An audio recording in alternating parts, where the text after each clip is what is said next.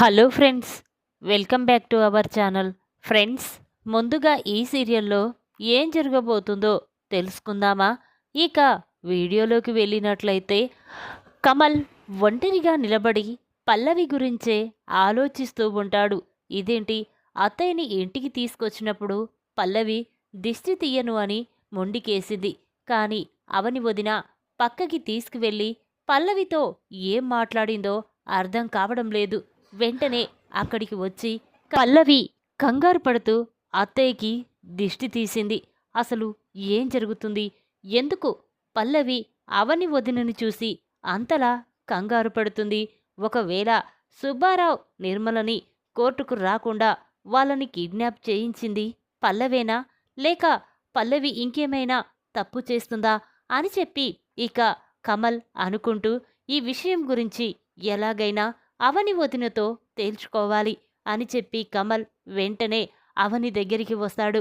వదిన, వదిన, నిజం చెప్పు, అసలు నువ్వు పల్లవికి ఏం చెప్పావు? ఎందుకు పల్లవి నిన్ను చూసి అంతలా కంగారు పడుతుంది? అసలు ఆ సుబ్బారావు నిర్మలని రాకుండా, కోర్టుకు రాకుండా కిడ్నాప్ చేసింది పల్లవే కదా? ఈ నిజం ఎక్కడ బయటపడుతుందోనని అత్తయ్యకి దిష్టి తీసి ఇంట్లోకి తీసుకొచ్చింది కదా? నిజం చెప్పు వదినా అని కమల్ అంటూ ఉంటే అప్పుడు పల్లవి, చూడు కమల్, ఇప్పటికే పల్లవి రాజేశ్వరి పిన్ని చనిపోయిందని చాలా బాధపడుతుంది. ఇక ఈ విషయం గురించి వదిలేసే. చూడు కన్నయ్య, ఇంకొకసారి పల్లవి గురించి అలా తప్పుగా ఊహించుకున్నావంటే నేనేం చేస్తానో నాకే తెలియదు. ముందిక్కడి నుంచి నడు అని చెప్పగానే ఇక కమల్ కోపంతో అక్కడి నుంచి వెళ్ళిపోతాడు. ఇక పల్లవి మాత్రం ఒంటరిగా కూర్చొని ఆలోచిస్తూ ఉంటుంది. ఎలాగైనా మీనాక్షిని బాధ పెట్టాలి, మీనాక్షిని అవనిని శాశ్వతంగా దూరం చెయ్యాలి. ఆ మీనాక్షి మా అమ్మని నాకు కాకుండా చేసింది, మా అమ్మ లేకుండా చేసింది. ఎలాగైనా మీనాక్షిని బ్రతకనివ్వకూడదు అని చెప్పి ఆలోచిస్తూ ఉంటుంది. ఇంతలోనే పల్లవి ఫ్రెండ్స్ కొంతమంది పల్లవితో మాట్లాడడం కోసం ఇంటికి వస్తారు. ఇక వాళ్ళని చూసిన పల్లవి చాలా బాధపడుతూ ఉంటుంది. అది చూసిన తన ఫ్రెండ్స్, ఎందుకే బాధపడతావు? మీ అమ్మ నిన్ను వదిలి ఎక్కడికి వెళ్ళదు, నీతో పాటే ఉంటుంది అని మాట్లాడుకుంటూ ఉండగా ఇంతలోనే ఆ మీనాక్షి బయట నుండి ఇంట్లోకి వస్తుంది. అది చూసిన పల్లవి చాలా కోపంతో రగిలిపోతూ, ఎలాగైనా నా ఫ్రెండ్స్ ముందు ఈ మీనాక్షిని అవమానించాలి, బాధ పెట్టాలి అని చెప్పి, ఏయ్ వెళ్ళి నువ్వు మా ఫ్రెండ్స్కి కాఫీ తీసుకురా అనగానే ఇక అవని మీనాక్షి నిలబడి చూస్తూ ఉంటుంది. ఏంటి నీకే చెప్పేది, వెళ్ళు లోపలికి వెళ్ళి కాఫీ తీసుకురా అనేసరికి ఇక మీనాక్షి లోపలికి వెళ్ళి తన ఫ్రెండ్స్కి కాఫీ తీసుకొస్తుంది. ఇక పల్లవి ఎలాగైనా మీనాక్షిని అవమానించాలని మీనాక్షికి కాలుకి అడ్డం పెడుతుంది. దాంతో మీనాక్షి కాఫీ తీసుకువెళ్ళి తన ఫ్రెండ్స్ మీద పోయడంతో ఇక పల్లవి కోపంతో రగిలిపోతూ ఉంటుంది. ఏయ్, కళ్ళు కనిపించడం లేదా? కావాలనే మా ఫ్రెండ్స్ మీద ఈ కాఫీ పోశావు కదా అని అంటూ ఉంటుంది. అది విన్న మీనాక్షి మాత్రం, లేదమ్మా, అది ఎలా జరిగిందో నాకు అర్థం కావడం లేదు అనేసరికి ఇక వాళ్ళ ఫ్రెండ్స్ మాత్రం, ఎవరు పల్లవి ఈవిడ ఇలా చేస్తుందేంటి అనేసరికి ఇక పల్లవి, తను మా ఇంట్లో పని మనిషి, అయినా దీనికి భయం లేదు అని చెప్పి అంటూ ఉండగా ఇక పల్లవి అందరి ముందు మీనాక్షిని అవమానిస్తూ ఉంటుంది. ఇంతలోనే అక్కడికి వచ్చిన అవని చాలా కోపంతో రగిలిపోతూ, పల్లవి, ఏం మాట్లాడుతున్నావో నీకైనా అర్థమవుతుందా? తను ఈ ఇంట్లో పని మనిషి ఏంటి అనగానే ఇక పల్లవి, అవును, పని చేసే వాళ్ళని పని మనిషి అనకపోతే ఇంట్లో వాళ్ళంటారా అనేసరికి ఇక అవని చాలా కోపంగా పల్లవి చెంప పగలగొడుతుంది. చూడు, తను పని మనిషి కాదు, నీ కన్న తల్లి అని చెప్పగానే ఇక అందరూ ఒక్కసారే షాక్ అయిపోయి చూస్తూ ఉంటారు. ఇక పల్లవి, ఏంటి, ఇది నా కన్న తల్ల? ఆ మాట వినడానికే అసహ్యంగా ఉంది. ఇది నా కన్న తల్లి ఏంటి? ఆ పదానికి అర్థం తెలుసా? నా తల్లిని నాకు దూరం చేసిన ఈ అంతకురాలు నా కన్న తల్లేంటి? మా అమ్మ చనిపోయింది, కానీ నేను మా అమ్మ శాంతి కోసమైనా ఈవిడని వదిలిపెట్టను అంటూ ఉంటే అప్పుడు అవని, చూడు, ఇన్ని రోజులు నీకు ఎంత చెప్పినా అర్థం కాలేదు. అసలు నీ కన్న తల్లి ఈ మీనాక్షినే, రాజేశ్వరి కాదు అనగానే ఇక పల్లవి షాకైపోయి చూస్తూ ఉంటుంది. ఇక వెంటనే చక్రధర్ని చక్రధర్ అని కోపంగా పిలుస్తూ ఉంటుంది. ఆ మాటలు విన్న చక్రధర్ అక్కడికి వస్తాడు. ఇక అది చూసిన చక్రధర్, ఏంటమ్మా మళ్ళీ ఏంటి ఈ గొడవ అనగానే అప్పుడు పల్లవి, చెప్పు, నిజం చెప్పు, ఈ మీనాక్షి నా కన్న తల్లి కాదు కదా, మా అమ్మ రాజేశ్వరే నా కన్న తల్లి కదా అనగానే అప్పుడు చక్రధర్, ఏంటమ్మా ఏం మాట్లాడుతున్నావు అనేసరికి అప్పుడు అవని, అవును నానా, రోజురోజుకి ఈ పల్లవి అమ్మ మీద ఇంత పగ పెంచుకుంటుంది. ఇప్పుడు నిజం తెలిస్తే పల్లవి ఎలా రియాక్ట్ అవుతుందో నాకు తెలియదు. కానీ అమ్మని ఇంతమంది ముందు అవమానించడం నేను తట్టుకోలేకపోయాను. అందుకే నేను నిజం చెప్పేశాను అని అవని అంటుంది. ఆ మాటలు విన్న చక్రధర్, అవును పల్లవి, అవని చెప్పింది నిజం. మీనాక్షే నీ కన్న తల్లి అనగానే ఇక పల్లవి ఒక్కసారి షాక్ అవుతూ, ఆపు, మీ నాటకాలన్నీ నా ముందు కాదు. ఏ ఇప్పుడు నేను మీనాక్షిని అందరి ముందు అవమానించానని, ఇక తనను ఎప్పటికీ క్షమించనని మీరు ఇలా అనుకొని ప్లాన్ వేసి నన్ను తన కన్న కూతురిగా చెప్పాలనుకుంటున్నారు. కానీ అలా ఎప్పటికీ కుదరదు. ఇలాంటి క్యారెక్టర్ లేని మనిషిని నా కన్న తల్లిగా నేను చచ్చినా అనుకోను. తను నా కన్న తల్లి కాదు, నా కన్న తల్లి రాజేశ్వరి అని చెప్పి పల్లవి అంటూ ఉంటుంది. ఇక ఆ మాటలు విన్న చక్రధర్ చాలా కోపంతో రగిలిపోతూ, చూడు పల్లవి, మీ అమ్మ మీనాక్షి కాదని నువ్వు అంటున్నావు. కానీ మీ నిన్ను కన్న తల్లి మీనాక్షి అని నిజాన్ని నేను చెప్తున్నాను అని చక్రధర్ అంటాడు. ఆ మాటలు విన్న పల్లవి, లేదు, మీ మాటలు నేను అస్సలు నమ్మను. మా అమ్మ తను కాదు. ఇక మీరు ఇలాంటి ప్లాన్లు వెయ్యొద్దు, నన్ను మోసం చెయ్యొద్దు అని పల్లవి అంటూ ఉంటే అప్పుడు చక్రధర్, చూడు పల్లవి, మీ అమ్మ మీనాక్షి అని నీకు ఎలా రుజువు చెయ్యాలో నాకు తెలుసు అనగానే అప్పుడు పల్లవి, ఎలా ఎలాను రుజువు చేస్తావు, మళ్ళీ ఇదో కొత్త ప్లానా అనేసరికి ఇక చక్రధర్, చూడు పల్లవి, నీకు అంత అనుమానంగా ఉంటే మీ అమ్మ డెలివరీ అయిన హాస్పిటల్కి వెళ్ళు. అక్కడికి వెళ్తే మీ అమ్మకి పురుడు పోసిన ఆ డాక్టర్ అమ్మే నీకు ఏం చెప్తుందో విను, అప్పుడు నిజం తెలుసుకో అనగానే అప్పుడు మీనాక్షికి ఏమీ అర్థం కాదు. ఏంటండి, ఏం మాట్లాడుతున్నారు? పల్లవి నా కూతురేంటి? భరత్ అవనీలే కదా నా కొడుకు కూతురు, మరి పల్లవి కూడా నా కూతురేనా అనగానే అప్పుడు చక్రధర్, చూడు మీనాక్షి, ఇప్పుడు నేను ఏది చెప్పినా ఈ పల్లవి నమ్మే పరిస్థితుల్లో లేదు. అందుకే హాస్పిటల్కి వెళ్ళి అక్కడ డాక్టర్ ద్వారానే నిజం తెలుసుకుందాం, వెళ్దాం పదండి అని చెప్పి చక్రధర్, అవని, పల్లవి, మీనాక్షి అందరూ కూడా ఇక హాస్పిటల్కి బయలుదేరతారు. అక్కడికి వెళ్ళేసరికి ఇక చక్రధర్, చూడండి డాక్టర్ గారు ఉన్నారా అనగానే అప్పుడు సిస్టర్, ఉన్నారండి, మీరు వెళ్ళి కలవచ్చు అనగానే ఇక అందరూ కూడా డాక్టర్ని కలవడానికి లోపలికి వెళ్తారు.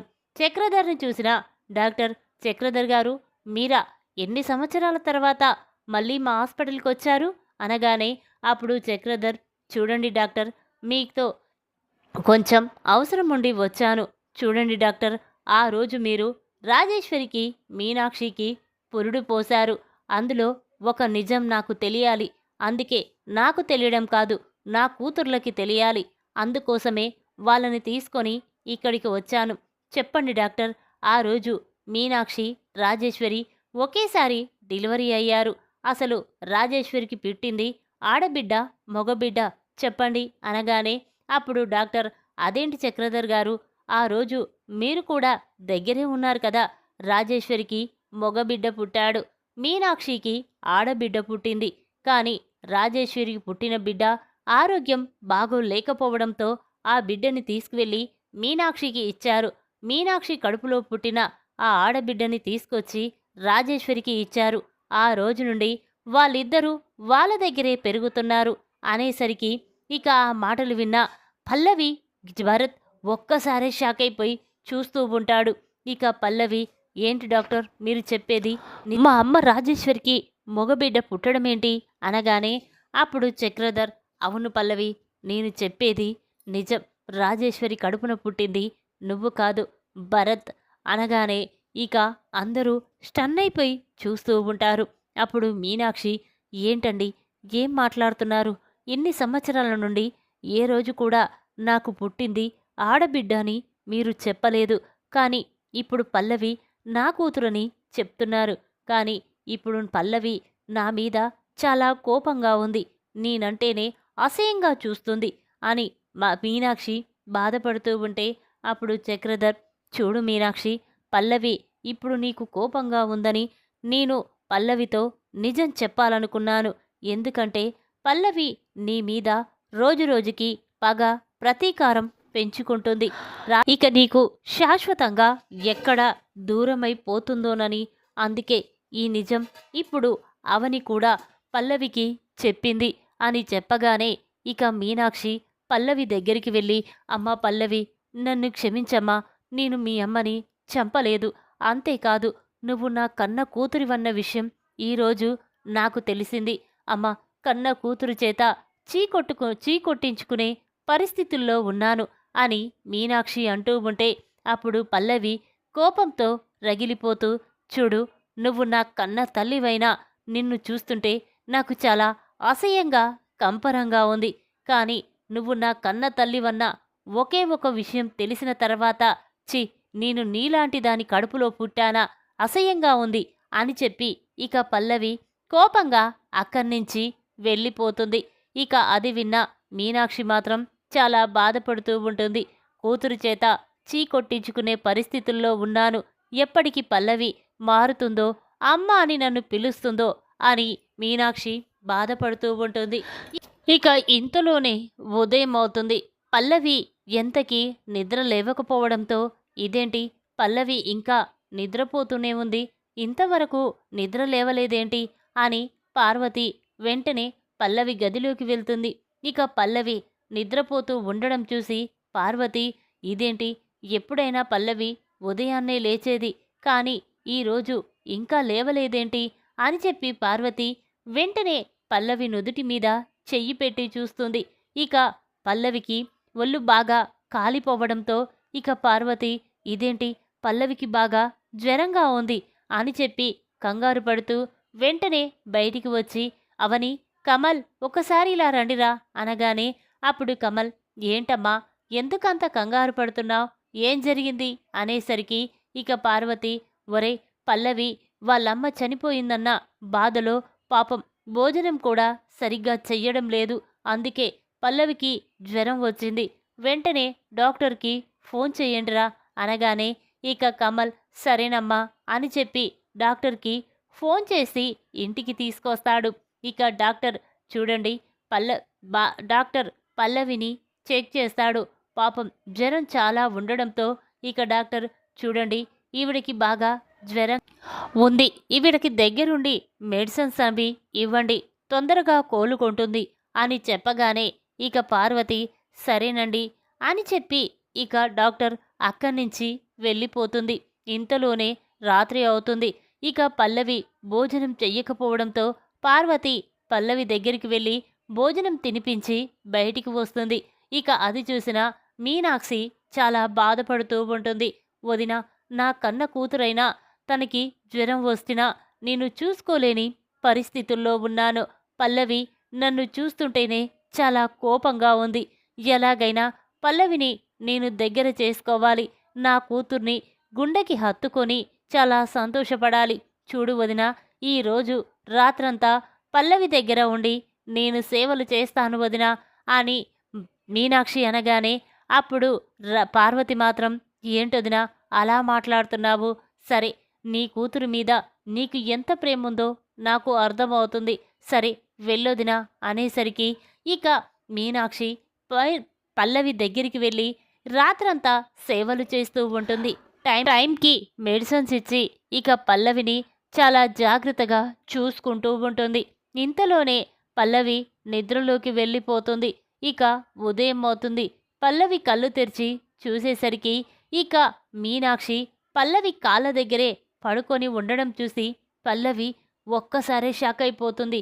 ఇక చాలా కోపంతో, అంటే ఈ మీనాక్షి రాత్రంతా నా దగ్గరే ఉండి నాకు సేవలు చేస్తూ ఉందా అని చెప్పి పల్లవి అనుకుంటూ వెంటనే నిద్రలేచి బయటికి వస్తుంది. ఇక ఇంతలోనే మీనాక్షి కూడా మెలకువ వస్తుంది.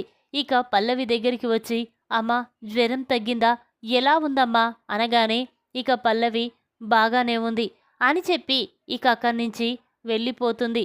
మీనాక్షి పల్లవి అలా కాస్త మెల్లగా మాట్లాడడం చూసి చాలా సంతోషపడుతూ, అమ్మ అవని, పల్లవి నాతో ప్రేమగా మాట్లాడిందమ్మా అని అవనితో చెప్తూ ఉంటే అప్పుడు అవని, అమ్మ పల్లవి పైకి అలా కోపంగా కనపడుతుందే కానీ లోపల తన మనసు చాలా మంచిదమ్మా అని అవని అంటూ ఉంటే అప్పుడు మీనాక్షి, అమ్మ ఏదైతేనేంటి, పల్లవి నాకు దగ్గరైతే చాలు, తన ప్రేమని నాకు చూపిస్తే చాలు, నా మీద కోపం పోయేలా పల్లవిని మార్చుకుంటాను అని అంటూ ఉంటుంది. ఆ మాటలు విన్నా పల్లవికి చాలా బాధ అనిపిస్తుంది. ఇదేంటి మీనాక్షి నా కన్న తల్లి, నేను ఎన్ని మాటలన్నా పట్టించుకోకుండా నాకు రోజంతా సేవలు చేసింది, దగ్గరుండి చూసుకుంది. కానీ అమ్మని చంపిందన్న ఒకే ఒక కారణం చేత నేను మీనాక్షిని దూరం పెడుతున్నాను. లేదు, అలా చెయ్యకూడదు, నేను మారుతాను, మీనాక్షిలోనే నా కన్న తల్లిని చూసుకుంటాను అని చెప్పి పల్లవి చాలా బాధపడుతూ మీనాక్షి దగ్గరికి వచ్చి అమ్మా అని పిలుస్తుంది. ఆ మాటలు విన్న మీనాక్షి ఒక్కసారి షాక్ అయిపోయి చూస్తూ ఉంటుంది. పల్లవి నువ్వేనా, ఇప్పుడు నన్నేమని పిలిచావు, మళ్ళీ పిలువమ్మా అనగానే అప్పుడు పల్లవి, అవునమ్మా నిన్నే అమ్మ అని పిలిచాను, మా అమ్మ నాకు దూరమైపోయింది, కానీ నువ్వే నా కన్న తల్లివని తెలిసిన దగ్గర నుండి నిన్ను గుండెకి హత్తుకోవాలనుంది. కానీ ఇన్ని రోజులు నీ మీద పగ ప్రతీకారం పెంచుకొని నిన్ను దూరం చేసుకున్నాను, నన్ను క్షమించమ్మా అని చెప్పి ఇక పల్లవి మీనాక్షి కాళ్ళు పట్టుకొని క్షమాపణ అడుగుతుంది. ఇక దాంతో మీనాక్షి, అమ్మ పల్లవి నువ్వు ఇలా మారుతావని అస్సలు అనుకోలేదు తల్లి, చూడు ఏదైనా చేస్తే నన్ను క్షమించమ్మా, కానీ ఇక నుండి నాకు దూరం కాబోద్దు అని మీనాక్షి అంటుంది. ఆ మాటలు విన్న పల్లవి సరేనమ్మా అని చెప్పి అవని మీనాక్షికి క్షమాపణ చెప్తుంది. ఇక ఇంతలోనే భరత్ అక్కడికి వస్తాడు. ఇక వీళ్ళు ఇలా కలిసిపోవడం చూసి భరత్ కోపంతో రగిలిపోతాడు. చూడండి, ఇన్ని రోజులు నాకు ఈ నిజం తెలియక మీనాక్షినే నా కన్న తల్లి అని అనుకున్నాను, కానీ ఇప్పుడు రాజేశ్వరి అమ్మే నా కన్న తల్లి అని నాకు నిజం తెలిసిపోయింది. కానీ మీరందరూ మా అమ్మని చంపేసి ఇప్పుడు ఏమీ తెలియనట్టు మీరందరూ ఒక్కటైపోతారా, నేను ఎప్పటికీ క్షమించను. చూడు, మా అమ్మని చంపినందుకు అంతకు అంత ప్రతీకారం తీర్చుకుంటాను. చూడు పల్లవి సిస్టర్, ఇన్ని రోజులు అవని మీనాక్షిలని నువ్వు ఎంతో పగతో చూశావు, కానీ ఇప్పుడు మీనాక్షి నీ కన్న తల్లి అని తెలుసుకొని తనని క్షమించావు. నేను మాత్రం మిమ్మల్ని ఎప్పటికీ క్షమించను, నా తల్లి ఆత్మకి శాంతి చేకూరుస్తాను అని చెప్పి ఇక భరత్ కోపంగా అక్కడి నుంచి వెళ్ళిపోతాడు. ఇక ఆ మాటలు విన్న రాజేశ్వరి అవని అందరూ కూడా చాలా బాధపడుతూ ఉంటారు. ఈ విధంగా మీనాక్షిని అవమానించిన పల్లవికి బుద్ధి చెప్పిన అవని చక్రధర్. ఈ వీడియో కనుక మీకు నచ్చినట్టయితే లైక్ చేయండి. మరిన్ని వీడియోల కోసం మా ఛానల్ని తప్పకుండా సబ్స్క్రైబ్ చేసుకోండి. Thanks for watching.